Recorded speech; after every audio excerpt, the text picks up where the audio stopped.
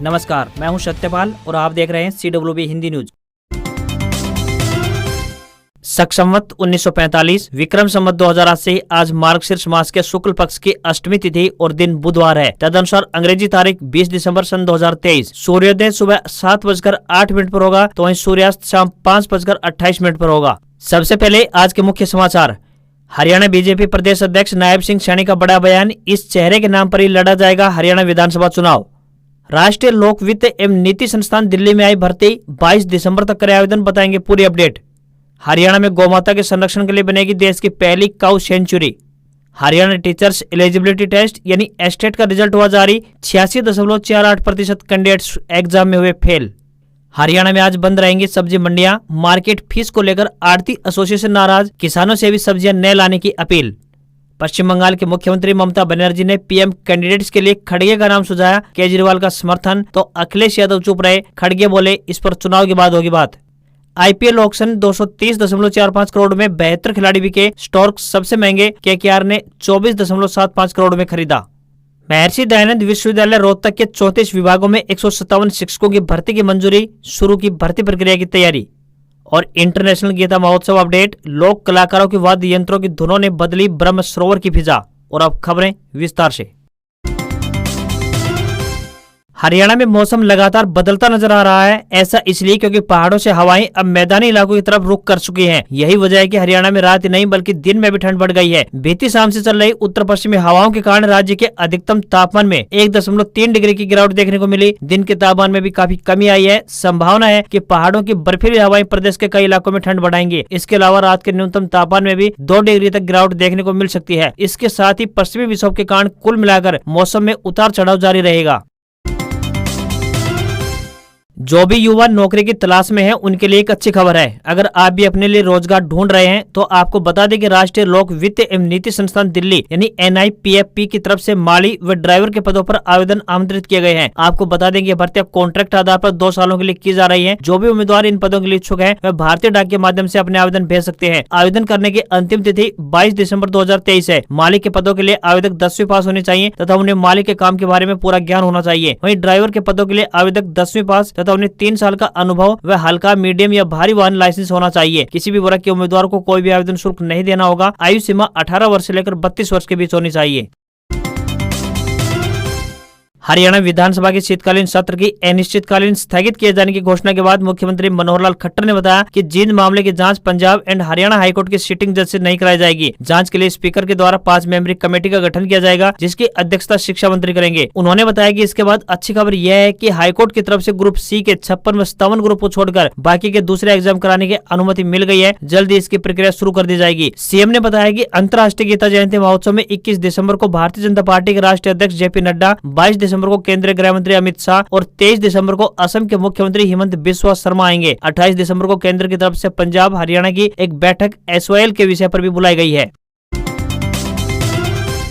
हरियाणा विद्यालय शिक्षा बोर्ड ने हरियाणा टीचर्स एलिजिबिलिटी टेस्ट यानी एस्टेट एग्जाम के रिजल्ट घोषित कर दिए हैं। कैंडिडेट्स बोर्ड की ऑफिशियल वेबसाइट पर जाकर रिजल्ट चेक कर सकते हैं। बोर्ड ने 2 और 3 दिसंबर को हुए लेवल 1, 2 और 3 एग्जाम का रिजल्ट डिक्लेयर किया है। स्टूडेंट्स अपने login credential, roll number, date of birth और मोबाइल नंबर डालकर रिजल्ट चेक कर सकते हैं। इस बार एग्जाम में पास परसेंटेज काफी कम रहा है। बोर्ड के चेयरमैन डॉक्टर VP यादव ने बताया कि इस एग्जाम में लेवल 1 यानी PRT के कुल 21.74%, लेवल 2 के 12.93% और लेवल 3 के कुल 8.89% कैंडिडेट पास हुए हैं। एग्जाम में टोटल पास परसेंटेज सिर्फ 13.52% रहा है, जबकि 86.48% कैंडिडेट्स फेल हो गए हैं।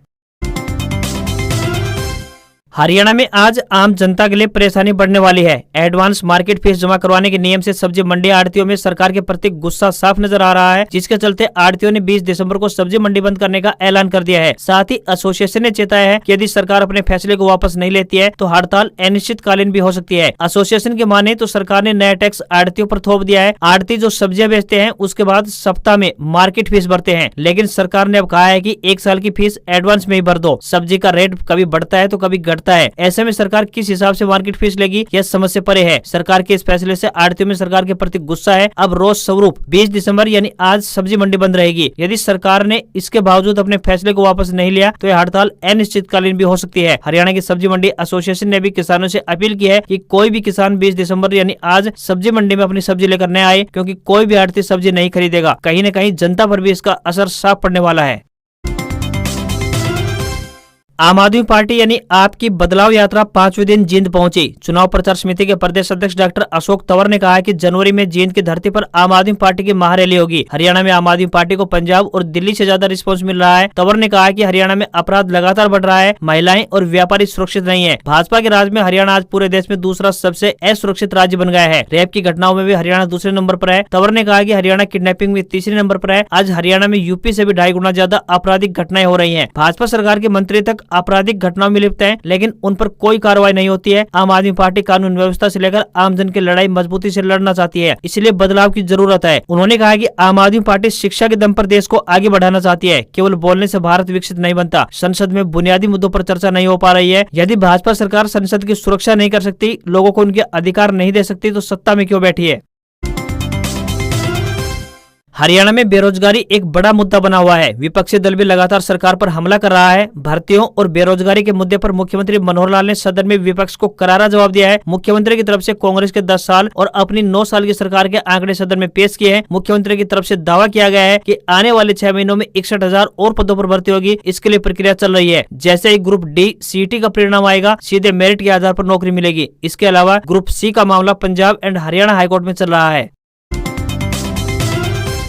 हरियाणा की मनोहर सरकार ने गौमाता के संरक्षण की दिशा में एक और बड़ी पहल की शुरुआत की है। इस संबंध में नूंह जिले के तावड़ू के हसनपुर गांव में देश की पहली काऊ सेंचुरी यानी कि गायों का अभ्यारण्य बनाया जाएगा। इसके लिए पंचायती जमीन का इस्तेमाल किया जाएगा, जहां गायों को प्राकृतिक माहौल मिलेगा, ताकि इन्हें नेचुरल हैबिटेट के साथ साथ चारा, पानी और वहाँ वातावरण उपलब्ध करवाया जा सके। इस गौ अभ्यारण्य के लिए पंचायत की मंजूरी मिल चुकी है। शहरी क्षेत्रों में बेसहारा गायों की संख्या का बढ़ता आंकड़ा और गौशालाओं की कमी का आलम यह है कि गायों को चारा नहीं मिल पा रहा है और ये प्लास्टिक जैसा जहर खाने को मजबूर है, जो कि अंततः इंसान को भी प्रभावित कर रहा है। इन गायों को एक सेंचुरी में शिफ्ट करने के बाद स्थितियां बेहतर हो सकेंगी। इसी सोच के साथ बेसहारा गायों को शेल्टर, उन्हें वैसा वातावरण और स्वच्छंद विचरण के लिहाज से प्राकृतिक स्थान देने के उद्देश्य से यह बनाई जाएगी।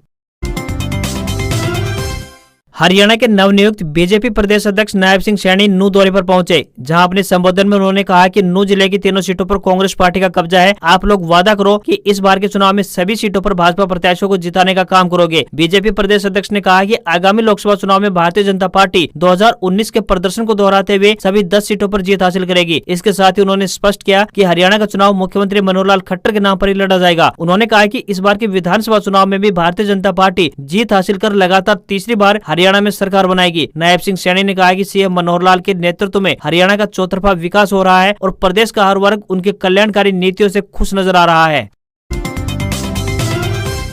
जिन भी विद्यार्थियों ने नवोदय विद्यालय समिति यानी एनवीएस के कक्षा 6 में दाखिले के लिए रजिस्ट्रेशन किया है, उन सभी के लिए एक अहम अपडेट सामने आ रही है। आपको बता दें कि नवोदय विद्यालय समिति यानी एनवीएस की तरफ से कक्षा 6 में दाखिले के लिए आयोजित होने वाली चयन परीक्षा के लिए एडमिट कार्ड जारी हो चुके हैं। इसके लिए 19 जून 2023 से रजिस्ट्रेशन शुरू हो गए थे तथा विद्यार्थियों को 25 अगस्त 2023 तक का वक्त दिया गया था। परीक्षा के लिए एडमिट कार्ड आधिकारिक वेबसाइट navodaya.gov.in पर जारी किए गए हैं। सभी उम्मीदवार यहाँ से अपना एडमिट कार्ड डाउनलोड कर सकते हैं। कक्षा 6 एंट्रेंस एग्जाम 20 जनवरी 2024 को आयोजित किया जाएगा।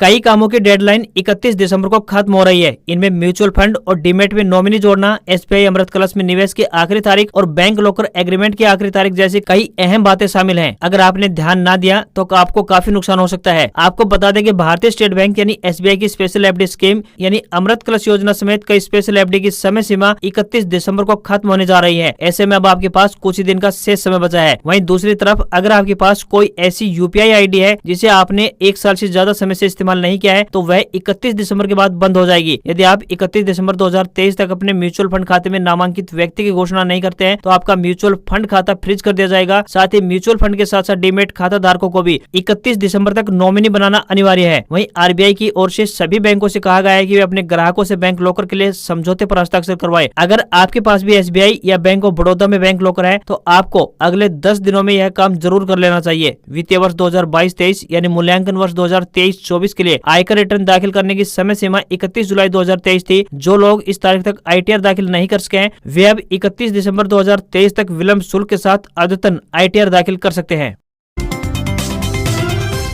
करनाल के गुरुद्वारा डेरा कार सेवा में मंगलवार को संयुक्त किसान मोर्चा के 5 संगठनों की एक अहम बैठक हुई है, जिसमें संगठनों ने मांगे पूरी न होने पर 4 कमिश्नर लेवल पर प्रदर्शन करने का फैसला लिया है, जिसके लिए अलग अलग तारीख तय की गई है। संगठनों ने कहा है कि सरकार ने जल्द मांगे पूरी नहीं की तो अम्बाला, रोहतक, हिसार और करनाल में आंदोलन होंगे। किसान नेता मनदीप सिंह ने बताया कि सरकार की वादा खिलाफी से हरियाणा की किसान यूनियनों में रोष बना हुआ है। यूनियनों ने अपने मांगों के संदर्भ में पहले भी सरकार से बातचीत की है, लेकिन सरकार अपनी बातों से मुकर जाती है। किसान नेता ने बताया कि पहले 4 कमिश्नर लेवल पर प्रदर्शन होंगे। 29 दिसंबर को अम्बाला में, 4 जनवरी को हिसार, 10 जनवरी को रोहतक और 19 जनवरी को करनाल में प्रदर्शन किया जाएगा। उन्होंने सीएम मनोहर लाल से आह्वान किया है कि इन मांगों को माना जाए। उन्होंने मुख्यमंत्री पर सवाल खड़े किए हैं कि सीएम राजस्थान में जाकर किसानों को धान 31 रुपए प्रति क्विंटल खरीदने की बात कहते हैं। अब ये समझ में नहीं आता है कि मनोहर लाल हरियाणा के सीएम है या फिर राजस्थान के। अगर राजस्थान का धान 31 रुपए खरीदा जा रहा है तो हरियाणा के किसानों ने क्या कसूर किया है? वहीं मध्य प्रदेश और छत्तीसगढ़ में जाकर सीएम किसानों को कर्जा मुक्त किए जाने की बात कहते हैं, तो हरियाणा के किसानों का कर्जा मुक्त क्यों नहीं होता? रेलवे ने रेल यात्रियों की सुविधा तथा अतिरिक्त भीड़ भाड़ की निकासी हेतु रेलवे ने नई दिल्ली श्री माता वैष्णो देवी कटरा के बीच स्पेशल रेलगाड़ियां चलाने का निर्णय लिया है। यह स्पेशल रेलगाड़ी वातानुकूलित, शयनयान तथा सामान्य श्रेणी के डिब्बों वाली होगी और ये स्पेशल रेलगाड़ी मार्ग में Sonipat, Panipat, Karnal, Kurukshetra junction, Ambala cantt, Ludhiana, Jalandhar cantt, Pathankot cantt, Jammu Tawi तथा शहीद कैप्टन तुषार महाजन स्टेशन यानी उधमपुर स्टेशन पर दोनों दिशाओं में ठहराव करेगी। रेल अधिकारियों के अनुसार माने तो 04085 नई दिल्ली श्री माता वैष्णो देवी कटरा स्पेशल रेलगाड़ी दिनांक 22 दिसंबर तथा 29 दिसंबर को नई दिल्ली से रात्रि 11:30 बजे प्रस्थान करके अगले दिन पूर्वाह्न 11:25 पर श्री माता वैष्णो देवी कटरा पहुंचेगी। वापसी दिशा में 04086 श्री माता वैष्णो देवी कटरा नई दिल्ली स्पेशल रेलगाड़ी ट्रेन दिनांक 24 दिसंबर तथा 31 दिसंबर को श्री माता वैष्णो देवी कटरा से सायंकालीन 6:30 बजे प्रस्थान करके अगले दिन सुबह 6:25 पर नई दिल्ली पहुंच जाएगी।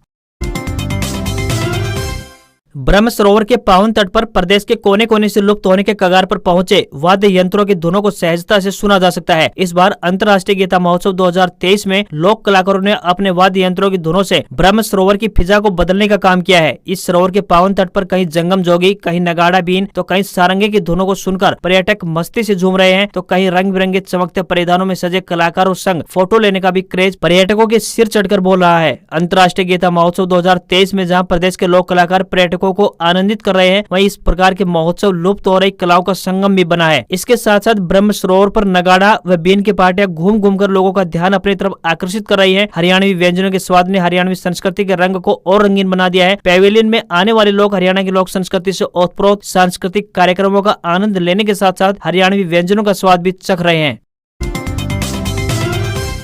भारतीय शेयर बाजार ने अपना ऑल टाइम हाई बनाया है। कारोबार के दौरान सेंसेक्स ने 71,623.71 तो वहीं निफ्टी ने 21,505.05 का स्तर छुआ। इसके बाद बाजार थोड़ा नीचे आया और सेंसेक्स 122 अंक की तेजी के साथ 71,437 के लेवल पर बंद हुआ। निफ्टी में भी 27 पॉइंट की तेजी दिखाई दी और ये 21,445 के स्तर पर क्लोज हुआ। सेंसेक्स के 30 शेयरों में से 15 में तेजी तो 15 में गिरावट देखने को मिली। रुपया अमेरिकी डॉलर के मुकाबले 8 पैसे कमजोर होकर 83 रुपए 19 पैसे के स्तर पर बंद हुआ। वहीं 24 कैरेट वाले 10 ग्राम सोने की कीमत 62,023 रुपए पहुंच गई है। वहीं 22 कैरेट प्योरिटी वाला गोल्ड प्राइस 56,813 रुपए प्रति 10 ग्राम के स्तर पर बना हुआ है, जबकि 999 शुद्धता वाली 1 किलोग्राम चांदी की कीमत 73,465 रुपए पहुंच गई है। आज खबरों में बस इतना ही। देखते रहिए आपका अपना हरियाणा का सबसे बेहतरीन news channel CWB Hindi news. नमस्कार। इसी आशा के साथ आपका दिन शुभ रहे।